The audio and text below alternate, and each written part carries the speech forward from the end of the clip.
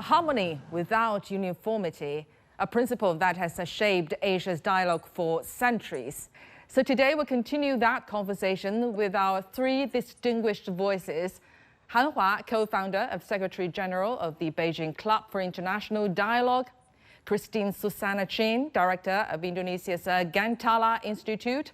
And Kushi Shah, Director of the Kushta Heritage Collective in India. Welcome, ladies. Let's explore how these traditions are finding new life in the modern world and reaching new audiences. Ms. Han, we've seen younger generations in China engaging with the Confucian thought, not just in classrooms, but through comics, short videos, even mobile games. So how do you view these creative reinterpretations of classics like the Analects? When young people encounter Confucius through comics, through short videos, through mobile games, they are not just diluting the tradition, they are translating them into the language of their time, using this kind of modern language to reimagine and retranslate and carry the spirit of this traditional culture forward. So this is very vital. And the Confucianism was never meant to be frozen in classical texts. It was always about cultivating ethnic life in context, especially in today's turbulent world. We need something stable and we need something from our old tradition and history to be carried forward. That is the cornerstone of our spiritual life nowadays. So this kind of dialogue, also I call it a dialogue. It's a dialogue between the tradition and modern society. It's a dialogue between our ancestors, Confucians and the like, to our modern people. So it's just not a replace about deep reading. It's not that at all. Deep reading can also be a form of carrying forward their spirits. But these new forms can certainly spark probably more curiosity, spark and foster empathy, and reframe the ancient wisdom as relevant, even urgent, in navigating modern dilemmas like family, responsibility, or public life to reach a new balance, like what I just said about how to balance the collective interests and the individual interests for the young people. More importantly, in my opinion, such kind of interpretations open up Confucian thought to dialogue and ownership. The sense of ownership is so important these days for younger generation. So tradition becomes something young people can help shape. They are owners of these traditions and they can help shape, they can question, they can remix rather than just something handed down by the older generation to them. So I believe it is, how tradition can stay alive by these new forms. Right, we are indeed seeing the 2,000 years old Confucianism is developing with the change of time, and it's wonderful to see tradition truly speaks the language of youth. Ms. Chin, I understand that a growing number of content creators are blending Islamic identity with modern storytelling in Indonesia. For example, the Ramadan vlogs now resonate not only nationally, but across Asia as well. I think there are three aspects that I like to highlight on these issues. First of all is the role of new media, the fact that we are very active in the social media platform, and a lot of Indonesian actually digest their news from this platform instead of just like mainstream traditional platforms. And this is also indicative of all how the digital infrastructure and capacity building in Indonesia has been progressing quite significantly. And I have to note, like the Belt and Road Initiative has contributed significantly in this process. And the second aspect of it I want to talk about is the Indonesian Islamic identity. We are the largest Muslim population in the world with approximately over 240 million Muslims, which is 88% of our population, but we are not an Islamic state. We are a unitary state with a moderate and also modern Islamic identity with a very strong sense of patriotism.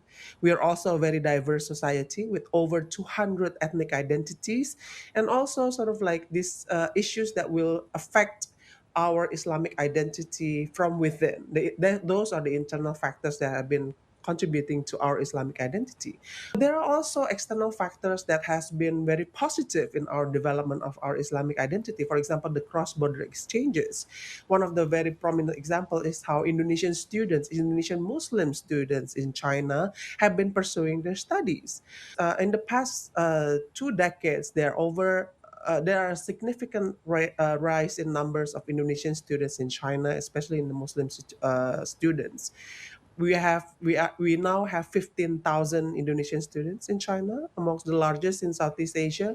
But this is also a situation where in the past it was very difficult to convince Indonesian students, especially with a Muslim background, to study in China because there are so many misinformation and disinformation about China that's all over in Indonesia.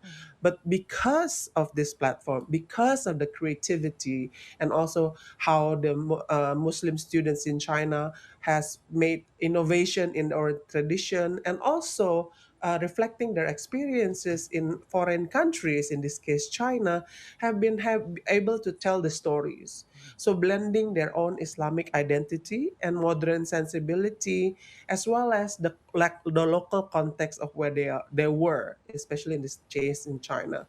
So ranging from storytelling, fashion, creative expressions, this has been crucial in creating a sense of solidarity, eradicating those misinformation and disinformation with regard to China in this specific case, but not secluded to China only. In the future, if there are sort of like Indonesian students wanting to study in other regions in Asia, this platform would be very useful in order to deepening the solidarity amongst youth in Asia. From what you said, Ms. Chin, is inspiring that in our digital age, traditions can still keep their soul. It's like, I would like to say, a modern Silk Road of culture connecting young hearts across Asia. Ms. Shah, I've been practicing yoga lately, although as a rather new learner, but I've noticed yoga's global rise and also the worldwide popularity of Bollywood films. They are indeed powerful examples of how Indian culture engages with the world. How do you view this process of reinterpretation in cross-cultural contexts? Absolutely. I believe that this is a dynamic process of mutual learning and cultural dialogue. When practices like yoga or Bollywood films cross borders, they naturally transform and adapt to the different societies and values and the ways of life of those societies. When we're talking about yoga, while it originated as a deeply spiritual and meditative discipline in India, it is now being embraced globally for physical health, mindfulness, and stress relief. So, some might see this as dilution, but I see it as a cultural exchange because each adaptation reflects local needs while also sparking curiosity about its deeper roots. Yoga has become a powerful tool for a coping mechanism for many, helping them navigate the pressures of fast paced urban life. Similarly, Bollywood's global appeal, whether through music, dance, or storytelling, brings India's culture into new spaces where people connect with themes of love, struggle, and family, even if the context changes according to their geographic regions. Indeed, well, seeing people everywhere embrace yoga or Bollywood is truly cultural emotion. And ancient heritage becoming a shared language that bridges continents is brilliant indeed. Well, as we approach the end of today's dialogue, I'd like to pose one final question to everyone. If you could pass on one sentence from your culture or tradition to the youth of Asia, what would that be? Harmony in diversity to reach the great unity. In Chinese, 和而不同，天下大同. Well, actually, it's quite similar to Professor Han. We have Bhinneka Tunggal Ika, which is unity in diversity. So I would like to say, let all Asian youth stand proud together in shaping a future where our diversity become the pillars of shared progress and peace. We have a dialogue in Sanskrit called Loka Samatsa Sukhino Bhavantu, which basically translates into may all beings everywhere be happy and free. It's a call to act with kindness, think beyond ourselves, and to work towards a future where everyone can thrive together. It is through open and meaningful exchange that our civilizations continue to grow together. Thanks again, ladies, for your brilliant insights.